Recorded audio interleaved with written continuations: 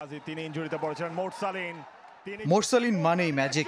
ঘরোয়া মৌসুমের শেষ ম্যাচে শেষ গোলটা বসুন্ধরা কিংস তারকার। ডিবক্সের বাইরে থেকে ট্রেডমার্ক শট শেখ মোরসালিনের। লাস্টে কয়েকটা ম্যাচ চেঞ্জিংয়ে হোক বা 11 হোক খেলেছি, তো আসলে আমি তাও স্যাটিসফাই না। চেষ্টা থাকবে যেন সামনের সিজনে আরও ভালোভাবে নিজেকে প্রস্তুত করতে পারি। পর্তুগিজ ক্লাবের প্রস্তাব এসেছে মোরসালিনের কাছে, তবে সরাসরি নয়, তাই ভুগছেন দ্বিধায়। পরবর্তী মৌসুমে অবশ্য কিংসে থেকে যাওয়ার ওপরই জোর দিচ্ছেন।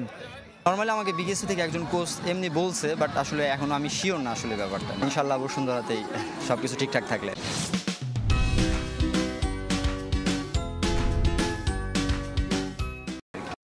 ক্লাব ব্যস্ততা শেষ, এবার জাতীয় দলের মিশন। ইনজুরি সঙ্গী করে অম্লমধুর কেটেছে ঘরোয়া মৌসুম। ইনজুরিতে জাতীয় দলেও বিরতি পড়েছে মোরসালিনের, এবার ফেরার অপেক্ষা।